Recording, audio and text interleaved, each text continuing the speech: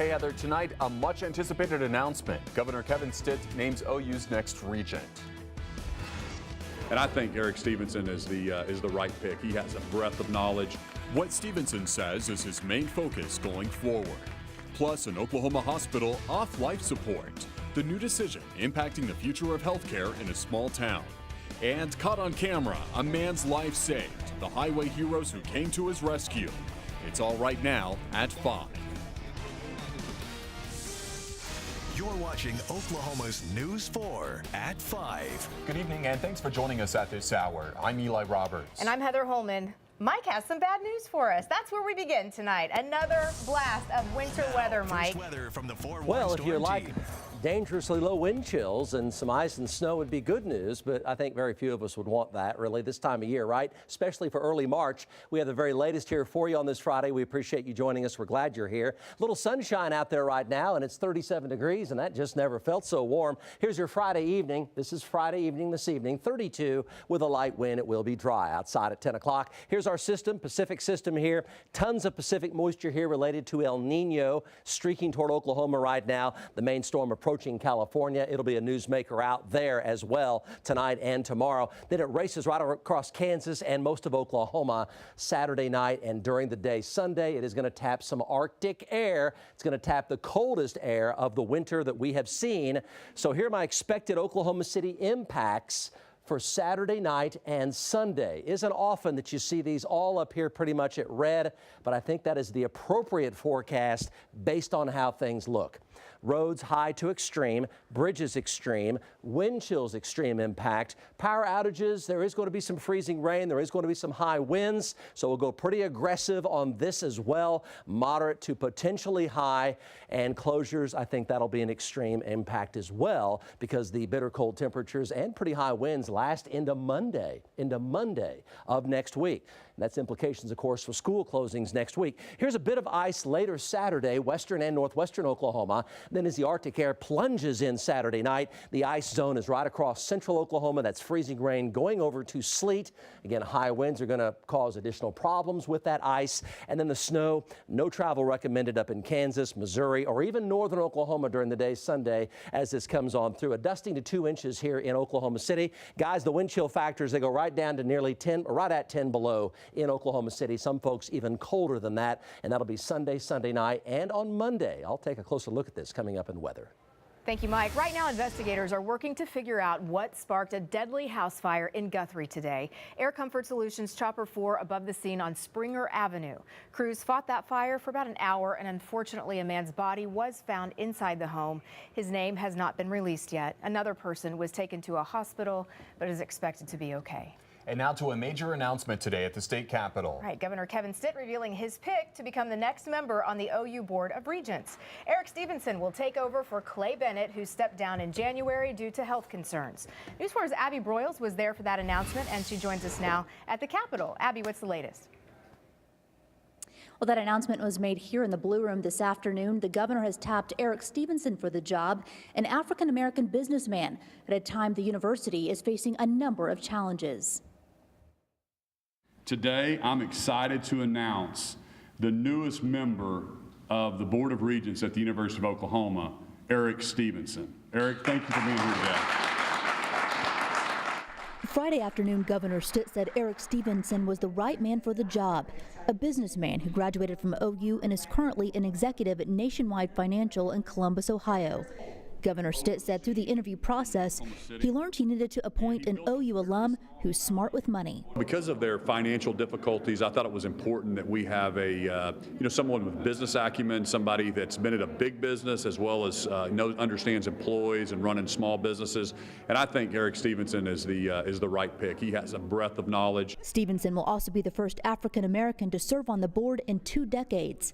We all agreed it was equally critical to find an Oklahoman that would bring diversity to the board, that would represent a large portion of our students at the University of Oklahoma. Where tensions have been running high with multiple incidents involving racial discrimination. Obviously, I'm African American, but when I think about what my role is, it's not about solving per se diversity. I have a lot to learn. I mean, I want to understand what the issues are, what the opportunities are, and then if I can provide guidance and experience from what I've seen and what we've done at the companies that I've worked at, I'm looking forward to doing that. As far as the investigation of former governor and former president of the university, David Boren, Stevenson said all he knows is what he's read in the newspaper.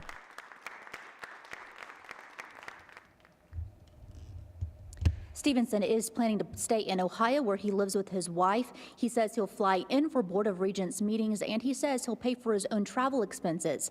Now he'll need to be confirmed by the Senate. Reporting live at the state capitol, I'm Abby Broyles, Oklahoma's News 4. Thank you, Abby. Also this evening, new life for a small Oklahoma hospital. Officials in Prague named a new owner for the city's hospital there today. As you know, the facility was facing the possibility of closure. Cohesive Healthcare Management and Consulting out of Shawnee will now take control.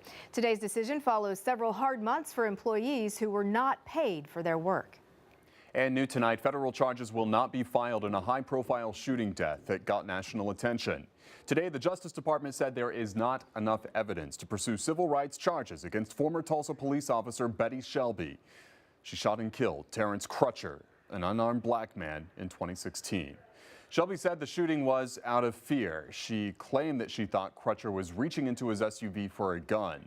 Shelby was charged with manslaughter but was later cleared of that charge. Crutcher's family has not commented on the new developments. A wanted man is found hiding from deputies in a very unusual spot. Authorities say they found Sean Hicks hiding in the AC duct of his Metro home. He was wanted on a burglary charge stemming from a case we told you about earlier this week. Hicks is accused of stealing several musical instruments from Del Crest Middle School in Del City last month while school was out for winter break. And a Stillwater man arrested for allegedly killing his girlfriend's dog. Police say the woman came home from work and found her dog in pain. Fields believed her boyfriend, Andrew Fields, was responsible. She told police he'd abused her dog in the past. Police say Fields later admitted to punching the dog because it went to the bathroom on the floor after he had already cleaned it. An Oklahoma man's life was saved thanks to two strangers and a police officer. The rescue was recorded on the officer's body camera. It all started when Tulsa police got a call last week about a man who was trying to jump off a bridge. When officers arrived, they found two people hanging on to the man, all to keep him from jumping off.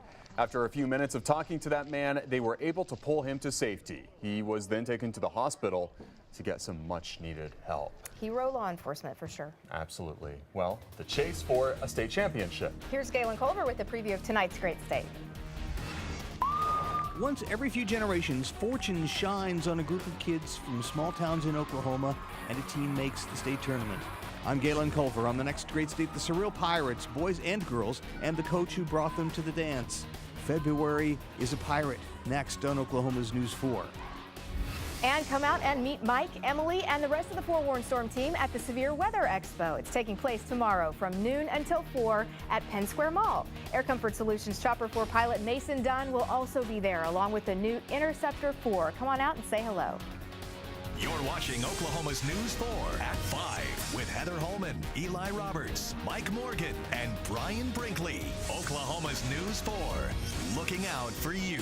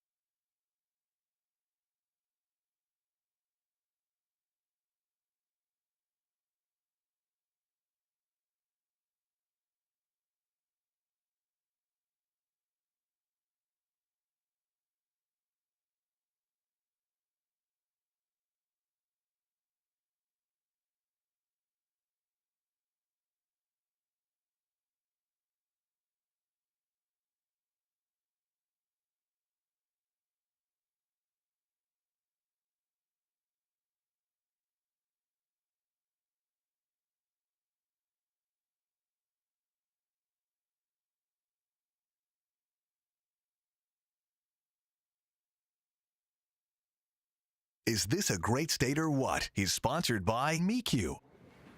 The State Fairgrounds plays host to all kinds of groups, but there is nothing quite like the crowd there now, crammed into the State Fair Arena, all to watch small school boys and girls basketball. Yeah, it's fun. And tonight, Galen Culver has the story of a coach and two teams competing for a gold ball.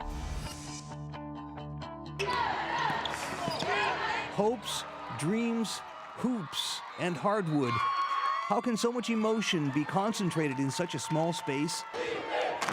Every year, 8 of the best small-town high school basketball teams in Oklahoma converge on Oklahoma City to compete for a championship in boys and girls, Class A and Class B. For towns like Frontier and Cyril, a rare double, both boys and girls teams made it to the state tourney. For Cyril's coach Shane McLemore, rarer still as coach of both teams. I've coached these boys in grade school since they was in 4th grade. We've got a really good group of girls, got 3 seniors that are just extremely great kids. The town of Cyril was extra quiet on Friday morning. School canceled on account of the games. The home gym empty except for the banners and pictures that tell the story of a 1938 championship and of a special group of kids who grew up together, went to school together, and played every sport together. Both boys and girls who formed the core of 2 great teams. They all know each other well. They all like each other. They all like playing together with each other. It's been a good group. 25 years ago, Shane himself was an all-stater, part of a team that got to the semifinals. Shane coached his little brother in 2007 and his sister to the state tournament. This year, he has a son and daughter on his teams. Every McLemore wore number 14, but only one has extra duty in this familiar spot. I mean, it's hard, to do both, especially when you get to this level and you have to do all the scouting, but I tell you what, that's the town I come from. The Frontier girls win by a whisker Thursday night, and the boys lose. Cyril's boys win on Thursday. The girls lose Thursday night.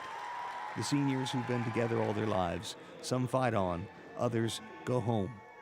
Only one team ends their season with a win, but the journey is something they'll never forget. In Oklahoma City, Galen Culver, News 4. Is this a great state or what? And they're all amazing players. The Cyril girls lost their quarterfinal game to Smithville last night, and the Frontier girls won a close game against Tipton. As for the boys, Cyril won their semifinal game against Okarche, and they play for the gold ball tomorrow afternoon.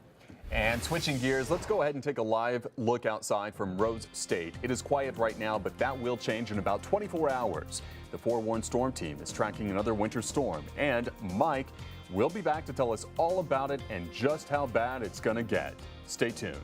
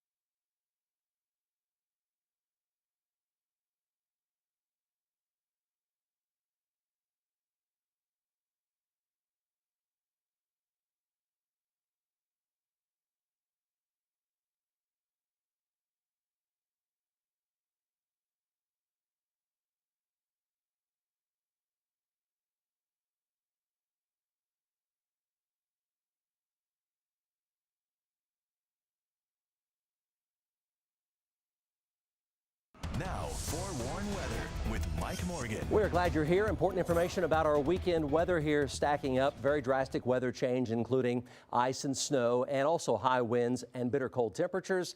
It'll be the biggest winter shock that we've seen all winter. Incredibly, here on March the 1st, we're talking about this, but we're going to give you that timeline here coming up. Let's take a look outside, and we have a bit of sunshine today. Skies are gradually kind of reclouding back over now, but a few peaks of sun was awfully nice. And well, our temperature currently, we're up in the mid to upper 30s, 37 degrees. That's about been our high for the day with a calm wind. Here's your Friday evening, a little drizzle down in southeastern Oklahoma, 32 at 10 o'clock here in Oklahoma City, and a light wind. It will be dry. Here's the system out to the west. This will be a big newsmaker for California now coming on shore. Lots of Pacific El Nino moisture here streaking up toward Oklahoma right now, and this will be traveling right across Kansas and Oklahoma from west to east later Saturday night, and for a while on Sunday. It is a fast mover, but it's also going to tap the coldest weather of the winter as it during and after the storm moves on by. And that bitter cold weather, by the way, it lasts right on through Monday in a very big way. I'll show you those temperatures and wind chills coming up. So let's break it down here for you. Here is early Saturday morning. Here just in about 6 hours from right now, skies will cloud over here, as you can see, and well, some drizzle will form and a few very light showers will form tomorrow morning. They'll increase a bit tomorrow afternoon, so we'll call it lightly damp for your Saturday. Cloudy skies. Temperatures will climb above 32 by a couple of degrees, so it'll be wet and around 34. That's the plan for Oklahoma City, so no freezing drizzle for tomorrow, the daytime hours, and that's good, but it'll be plenty chilly and plenty gray as well. Here comes the Arctic front late Saturday evening, surging into northwestern Oklahoma, and that comes through Oklahoma City between 10 p.m. and midnight Saturday evening late.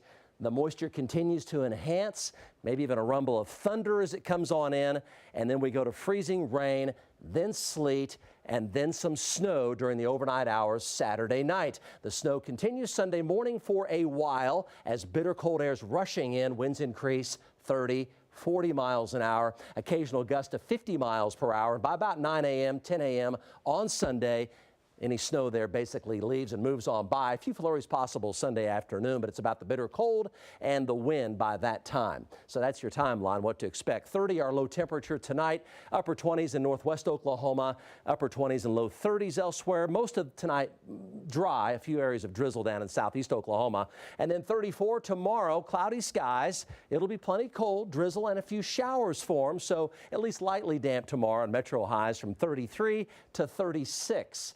Across Oklahoma City. And tomorrow during the daylight hours, there's a chance of some ice up in northwestern Oklahoma, but the snow starts to pick up Saturday evening out in the Panhandle. That's the storm quickly approaching and then tracking across our state. This will be mostly snow for you folks in northern Oklahoma. It'll be ice going to snow in the peach shade. That includes Oklahoma City. And then ice going to a bit of snow, freezing rain to a bit of snow in the red, and then rain, perhaps a bit of ice very, very late in the green shade.